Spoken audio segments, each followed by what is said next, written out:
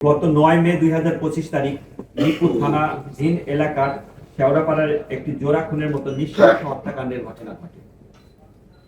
উক্ত ঘটনায় আপন দুই বোন মরিয়ম বেগম এবং সুফিয়া বেগম নামে আপন দুই বোন সেই হত্যাকাণ্ডের শিকার হন। ঘটনা সংঘটনের তথ্য প্রাপ্তির সাথে সাথে ডিবিডিএমপির একটি টিম ঘটনাস্থল পরিদর্শন করে এবং ছায়া তদন্তের কার্যক্রম শুরু করে। তদন্তকালীন মূলত আমরা সিসিটিভি ফুটেজ সংগ্রহ করি এবং পারিবারিক কোনো শত্রুতা বা দ্বন্দ্ব থেকে উক্ত ঘটনা সংঘটিত হয়েছে কিনা তা খতিয়ে দেখার জন্য পারিবারিক সদস্যদের জিজ্ঞাসাবাদ এবং আশেপাশের আনুষঙ্গিক যে আলামত সহ জিজ্ঞাসাবাদ সে কার্যক্রম আমরা অব্যাহত রাখি। ছায়া তদন্তকালীন পরিবারের এক ব্যক্তির অস্বাভাবিক আচরণ আমাদের দৃষ্টিগোচরে আসে। পাশাপাশি সিসিটিভি ফুটেজ পর্যালোচনা করে উক্ত ব্যক্তিকে আমরা সিসিটিভি ফুটেজের মাধ্যমে শনাক্ত করতে সক্ষম হই। অর্থাৎ আমরা যখন তদন্ত কার্যক্রম করি, জিজ্ঞাসাবাদ করি, তখন মনে হচ্ছে উক্ত ব্যক্তি পুলিশি কার্যক্রমের উপর বিশেষ নজরদারি রাখছেন। অর্থাৎ পুলিশ কখন কাকে কি জিজ্ঞাসা করছেন, কোথায় যাচ্ছেন, কোন আলামত সংগ্রহ করছেন সে বিষয়ের দিকে তার বিশেষ দৃষ্টি ছিল। তো সিসিটিভি ফুটেজ পর্যালোচনায় আমরা দেখতে পাই যে ঘটনার দিন 9 তারিখ 12:47 সময় কোনো এক ব্যক্তি একটি হ্যাভারসেক ব্যাগ, খয়েরি রঙের একটি হ্যাভারসেক ব্যাগ নিয়ে জিন্সের প্যান্ট পরিহিত অবস্থায় এবং লাল রঙের একটি টি শার্ট, লাল রঙের একটি ক্যাপ, মুখে মাস্ক পরিহিত অবস্থায় বিল্ডিং এর মধ্যে প্রবেশ করে। অতঃপর 1:57 উক্ত ব্যক্তিকে ভিন্ন পোশাকে আমরা সিসিটিভি ফুটেজে বের করে দেখি। অর্থাৎ তার পরনের প্যান্টের রংটা ভিন্ন ছিল, গায়ের টি শার্টটা ভিন্ন ছিল, মাথার ক্যাপ সঠিক ছিল, মুখে মাস্ক ছিল।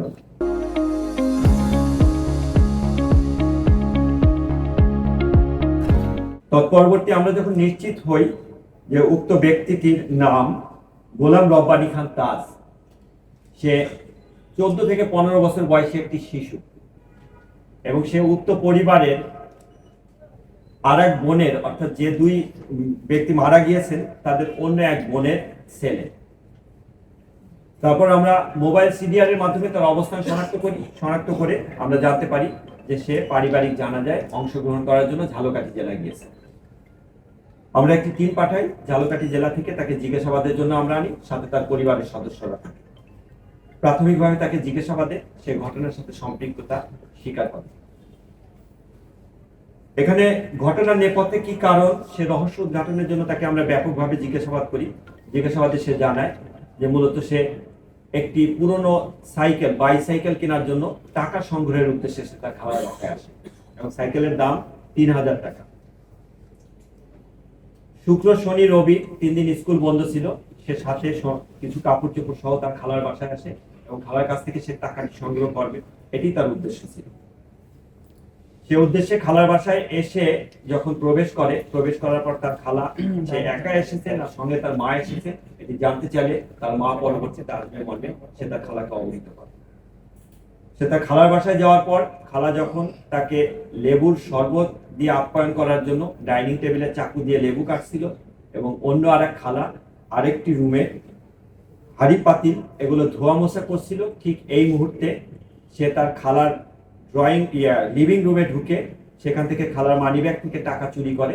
টাকা চুরি করার ঘটনাটি তার খালার চোখে পড়লে তার খালা যখন টাকা চুরির বিষয়টি তাকে চার্জ করে এবং তার মাকে বলে দিবে মর্মে তাকে জানায়, তখন সে দিক বিদিক হয়ে ডাইনিং টেবিলের এখানে এসে ওই চাকু দিয়ে তার খালার পেটে আঘাত করে। খালার পেটে আঘাত করার পর খালা চিৎকার করে এবং তার কাছ থেকে বাঁচার জন্য যখন তাকে ধাক্কা দেয় তখন সে উপযোগী আরো কয়েকবার চাকু দিয়ে পেটে আঘাত করে।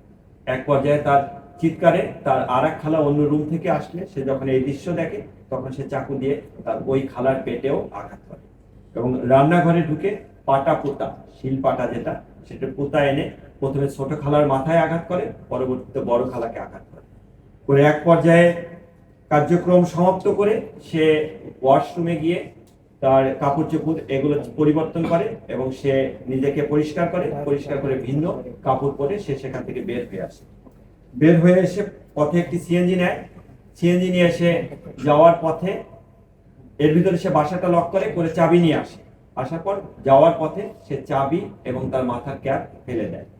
তার বাড়ি শনির আখড়ার ওখানে একটি shopping mall, eastern shopping mall, সেটির 3 তলায় মসজিদের ওয়াশরুমে সে যায়, গিয়ে তার রক্ত মাখা কাপড় চোপড় সে ওইখান থেকে যেটা নিয়ে আসে এটি সেটির ভেন্টিলেটর দিয়ে বাইরে ফেলে দেয় মর্মে পুলিশের কাছে স্বীকার করে। অতঃপর সে বাড়িতে গিয়ে তার রক্ত মাখা স্যান্ডেল পরিত্যক্ত একটা বাড়ির সামনে ফেলে দেয় মর্মে স্বীকার করে। তার স্বীকারোক্তিমূলক জবানবন্দিতে আমরা রক্ত মাখা তার প্যান্ট, শার্ট এবং জুতা এটা উদ্ধার করতেছি। আর ঘটনাস্থল থেকে আলামত হিসেবে চাকু, পোতা এগুলো সহ আরো বেশ কিছু আলামত জব্দ করা হয়েছে। এ বিষয়ে একটি নিয়মিত মামলা রুজু হয়েছে। তার খালাতো বোন অর্থাৎ মরিয়ম বেগমের মেয়ে নুসরাত জাহান মিষ্টি বাদী হয়ে থানায় একটি মামলা রুজু করে। উক্ত মামলায় তাকে গ্রেপ্তার দেখানো হয়েছে এবং তাকে যথারীতি আইনের আওতায় সোপর্দ করা হয়েছে।